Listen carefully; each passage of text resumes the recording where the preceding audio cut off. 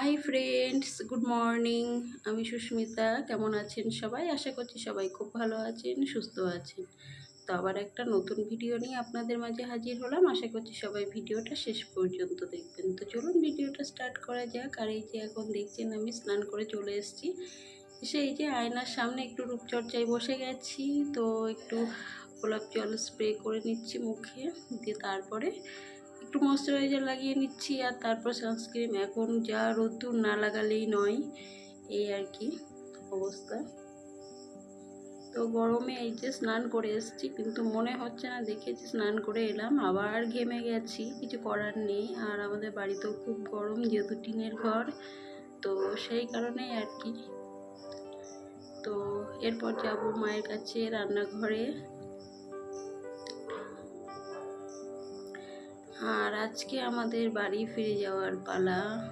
এই একটা ব্যাপার, আসার সময় কত আনন্দ, মানে একদম নাচতে নাচতে আসার উপক্রম আর কি। যখন আসি একদম মনের আনন্দে ব্যাগপত্র গুছিয়ে সাজুগুজু করে আসা হয়, আর যখন ফিরে যাওয়া হয় তখন এত মন খারাপ করে না কি বলবো, ভীষণই কষ্ট হয়। তো কিছু করার নেই, সব মেয়েদের জীবনে একটাই, আমাদেরকে কেন, মেয়েদেরকে কেন যেতে হয়, তাই না? ছেলেরাও তো যেতে পারতো শ্বশুরবাড়িতে। না, তারা যাবে। আবার শুধু তাই নয়, শ্বশুরবাড়িতে যাবে সম্মানের সাথে। কোনো ভুল ত্রুটি হলে ব্যাস আর ক্ষমা নেই, কিন্তু মেয়েদের শ্বশুরবাড়িতে থাকতে হবে। আবার কত একটুখানি ভুল ত্রুটি হলে ব্যাস কত কথা, তাই না? মেয়েদের এটাই হয়তো জীবন। জানি না কবে এইরকম রীতিনীতি চেঞ্জ হবে। তো যাই হোক, আমি রান্নাঘর থেকে ঘুরেও চলে এসেছি। এসে আবার এই যে ভাবলাম ব্যাগপত্রগুলো গুছিয়ে নিই। তো এই যে লাটকা লাটকি সব নিয়ে এসেছিলাম, হাবি যাবি সব আবার ব্যাগপত্র এই যে গোছাতে হচ্ছে।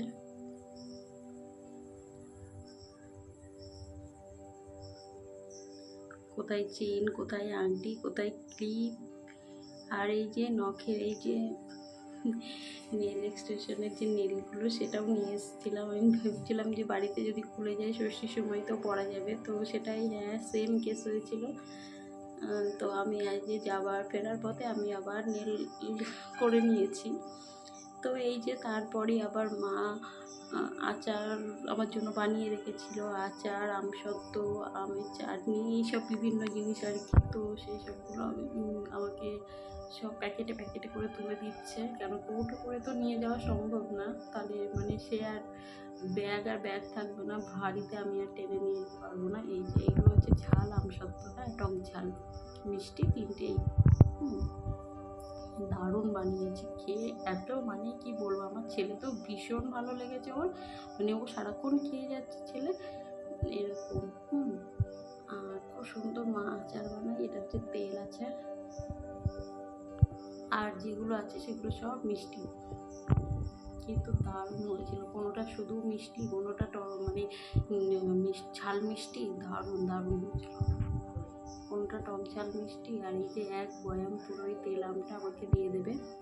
এইটা খেতে দারুণ দারুণ সত্যি, মানে আপনি ভাত খেতে বসেছেন আর এই এক টুকরো দু টুকরো আম থাকলে, তরকারিটা হয়তো ভালো হয়নি, যে তরকারিটা রান্না হয়েছে আপনার পাতে দেওয়া হয়েছে, এই আমটা থাকলে আপনি সেই তরকারিটা আবার নিয়ে খাবেন, এরকম অবস্থা। তো আমরা এই যে তারপর রেডি হয়ে গেছি,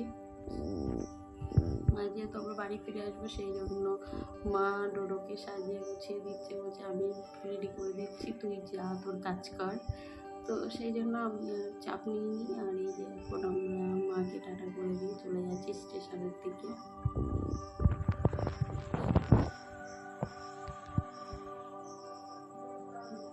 মায়ের মনটা খুব খারাপ হয়ে গেছিলো, একা একা মা বাড়িতে আছে।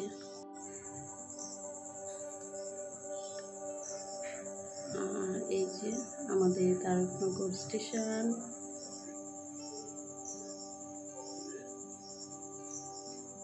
তো ট্রেনে আর কোনো ভিডিও করিনি। আর এই যে আমাদের ট্রেন চলে গেল, আমরা নেমে গেছি, আর এখন এই যে টোটো করে বাড়ি ফিরছি।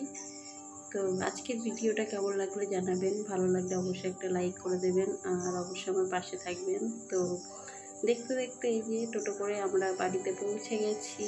আর ঘরে এসে দেখি ঘরের কি অবস্থা, তো আর তার মধ্যে কি গরম। তো একটুখানি রেডি হয়ে ফ্রেশ হয়ে নিই আগে। আর এই যে টোটো চলে এসছে বাথরুম থেকে। তো ঘরের একদম 12টা বেজে আছে। তো এগুলো পরিষ্কার টরিষ্কার করতে হবে, তারপর আবার রাতের খাবার ব্যবস্থা করতে হবে। তো সবাই খুব ভালো থাকবেন, টাটা বাই বাই, দেখা হবে নেক্সট ভিডিওতে।